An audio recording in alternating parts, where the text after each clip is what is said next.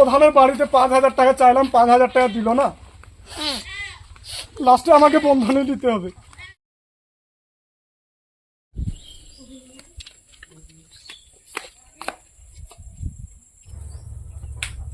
কি ব্যাপার, 1টা বাজে গেল তাও আজান হয়নি?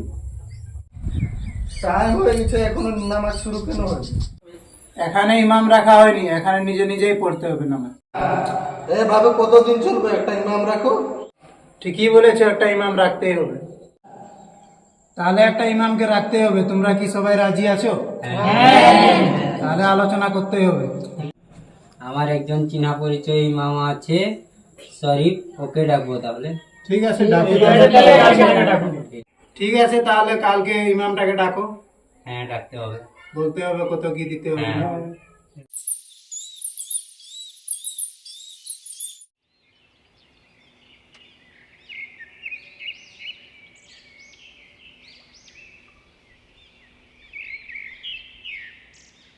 আসসালামু আলাইকুম।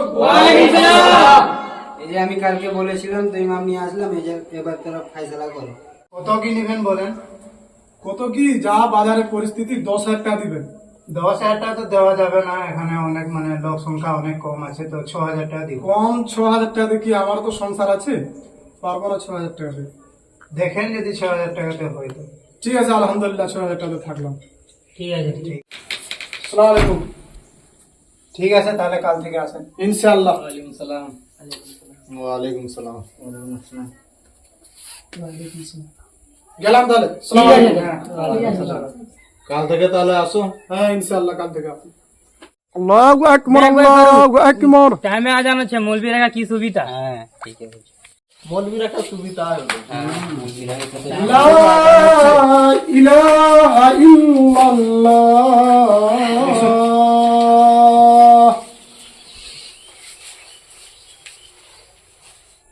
উঠো, এখন নামাজ শুরু হবে।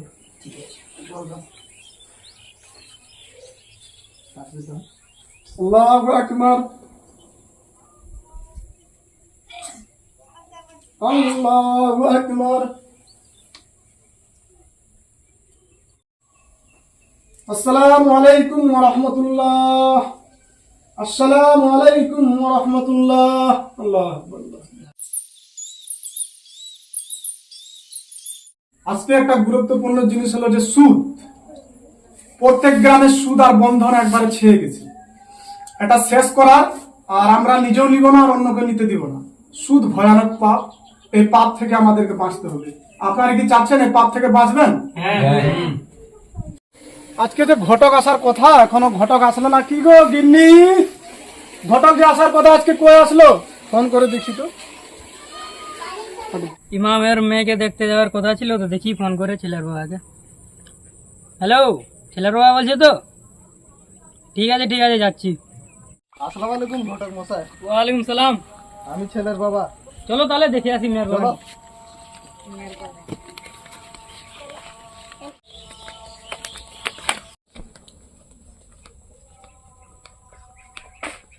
ইমাম সাহেব বাড়িতে আছো? বাইরে। আসসালামু আলাইকুম। ওয়ালাইকুম সালাম। এই যে ছেলের বাবা। আসসালামু আলাইকুম। আসেন ভাইয়া। চলো।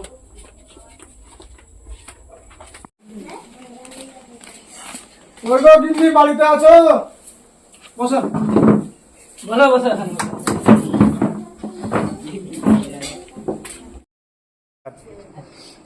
খাওয়া দাওয়া তো হয়ে গেল ইমাম সাহেব, এখন আপনার মেয়েকে ডাকুন। কি গো আসমিরা বেটি,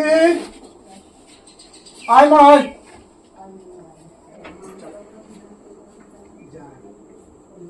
আসসালামু আলাইকুম। ওয়ালাইকুম সালাম। এই যে আমার মেয়ে, দেখেন। এই যে নাও। লাও বেটি। ধর মা ধর।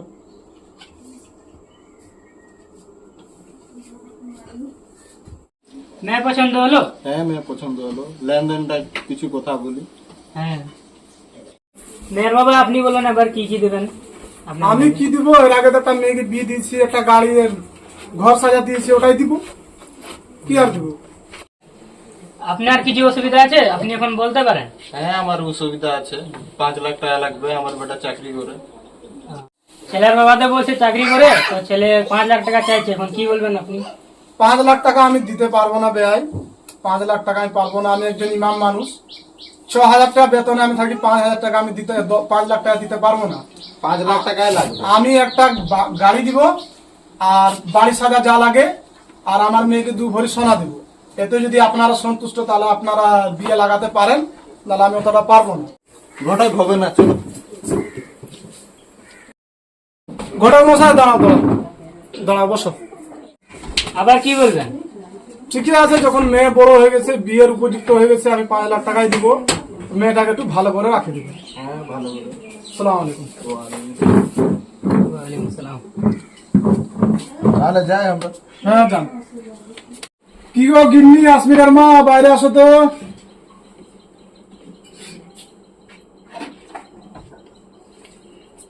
দেখতে আসছিল তো, কি বলবে? আর বলিও না গিন্নি, 5 লাখ টাকা চাইছে, ছেলে বলে চাকরি করে, কি যে ব্যাপার, কি করা যায়। আমার তো শুনে আমি 6,000 টাকা বেতনে আমি চাকরি করি মসজিদে, 5 লাখ টাকা এখন কি করে কোথায় পাবো। প্রধানের বাড়িতে যাই, মেয়ের বিয়ে লাগিয়েছি, কিছু যদি দে। ও প্রধান, সবদা বাড়িতে নাই? নাই, কোথায় গেছে? জানি না। নাই, কি বলে? বলেছে বাড়িতে নাই, বলেছে 5,000 টাকা আমার মেয়ের বিয়ে লাগিয়েছি দিত। নাই নাই বাড়িতে। বাড়িতে বলেছে নাই। ঠিক আছে, এত বড় প্রধানের বাড়িতে 5,000 টাকা চাইলাম, 5,000 টাকা দিল না। লাস্টে আমাকে বন্ধনে দিতে হবে। মেয়ের বিয়ে লাগিয়েছি, কি ব্যাপার।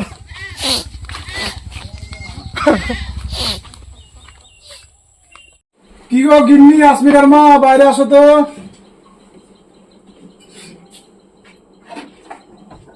কাশ্মীরের বাবা তাহলে 2টা বন্ধন নিয়ে এলো। কি করবো, বন্ধন নিতে হবে। বন্ধনে না টাকা উঠালে কেমন করে মেয়ের বিয়ে দেবো।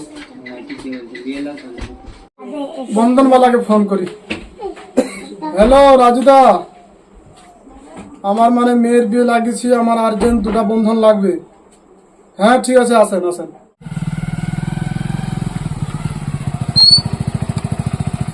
ইমাম সাহেবের বাড়ি কোনটা?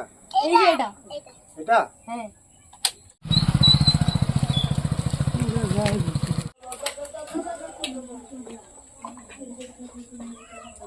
ইমাম সাহেব বাড়িতে আছেন? হ্যাঁ বাড়িতে আছি, আসেন দাদা। বন্ধন লাগবে নাকি?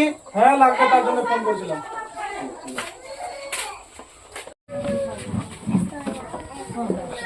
ইমাম সাহেব বন্ধন লাগবে নাকি? তো বন্ধনের জন্য ফোন করেছিলেন। বন্ধনের জন্য ফোন করেছিলাম, মেয়ের বিয়ে লাগাচ্ছি। আপনার আধার কার্ড লাগবে তো বন্ধন নিলে। আধার কার্ড আছে, আমি সব রেডি করে রেখেছি। দেখেন, হয়ে যাবে আপনার টাকা। 5 লাখ টাকা তো? তাহলে ফোন করি। হ্যাঁ স্যার, তাহলে ইমাম সাহেবের অ্যাকাউন্টে তাহলে টাকা ঢুকিয়ে দেন, 5 লাখ টাকা। আধার কার্ড দিয়ে দিয়েছে। আচ্ছা ঠিক আছে। আপনার অ্যাকাউন্টে টাকা আসছে, চেক করেন তো। হ্যাঁ 5 লাখ চলে এসেছে। আচ্ছা ঠিক আছে। টাইম মতো তাহলে কিস্তিটা দিবেন, মিস করবেন না। হ্যাঁ মিস করবো না, 5,000 টাকা করে মাসে। হ্যাঁ, মাসে 5 টাকা করে। ইমামের বাড়িতে বন্ধন বেলা আসছিল, কি কারণ? শুনলাম তো ইমাম বলা বেটিকে বিয়ে দিবে, তো বন্ধন নেবে নাকি। মসজিদে যে ভালো ভালো ডায়লগ মারছিল, বলে ইমাম ইয়ে সুদ টুদ নেওয়া যাবে না। আর এখন কি হলো, নিজে তাই দিচ্ছে তো, নাকি? তাহলে ইমামকে রাখা যাবে না, হ্যাঁ সেই তো, ওটাকে রাখা যাবে না তো। হ্যাঁ রাখা যাবে। ফয়সালা করতে হবে। চলো, ইমামকে আজকে শিক্ষা দিতেই হবে, যা হবে দেখা যাবে। বাথরুমে ঢোকার দেওয়া জানো? বলো আল্লাহুম্মা ইন্নি আউযু বিকা মিনাল খুবসে ওয়াল খাবায়েসে। ইমাম সাহেব মসজিদে ভালো ভালো কথা বলছে, আর এখানে বন্ধন নিলে হবে? চলো, এই ইমামকে রাখা যাবে না, চলো চলো। কোনো হবে না। কেন? আপনি যে আপনি ভালো ভালো ভালো ভালো কথা বলেছেন, মসজিদে আর বন্ধন নিচ্ছে? বন্ধন নিচ্ছে। হ্যাঁ, বসো, তারপরে হবে। হ্যাঁ বসো। তাহলে এভাবে ইমাম রাখলে সমাজটা তো খারাপ হয়ে যাবে। হ্যাঁ, বন্ধন নিবেন কেমন করে হবে বলেন? আমি প্রধানের বাড়িতে গেলাম 5,000 টাকা চাওয়ার জন্য, আপনার ছেলে দরজা লাগিয়ে দিল, টাকা দিল না আমাকে। আমার কি শখ নাই? আপনার মেয়েকে 20 লাখ টাকা খরচা করে আপনার মেয়েকে বিয়ে দিলেন। আমারও তো মেয়ে আছে, আমি কি বাড়িতে সারা জীবন আমার মেয়েকে রাখবো? টাকা দিব না? আপনাদেরকে বললাম 10,000 টাকা রাখেন আমার মাসে, ইমাম সাহেব আর 6,000 টাকা করে ইমামের কিভাবে চলবে? আমার কি সংসার নাই? আমার বউ আছে, আমার ছেলে মেয়ে আছে, পড়াশোনা খরচা, আমার নিজের খরচা, 6,000 টাকাতে কোনোদিন চলে? আমি পারবো না। আপনারা যদি রাখেন তাহলে আমি আর পারবো না। আমি আর এই 6,000 টাকাতে, আর আমি বন্ধন নিয়েছি, ওটা আল্লাহর কাছে আমি চাইবো। আল্লাহ আমাকে যদি ক্ষমা করে তা আল্লাহর ব্যাপার। এই সমাজে থাকবো না যেখানে মানুষ মানুষকে বিপদের সময় সাহায্য করছে না। 5,000 টাকা যখন মেয়ের বিয়ে সাহায্য করছে না ইমামকে, তখন আর আমাকে আর কি উপকার করতে পারবে? আমি গেলাম, আমি চললাম।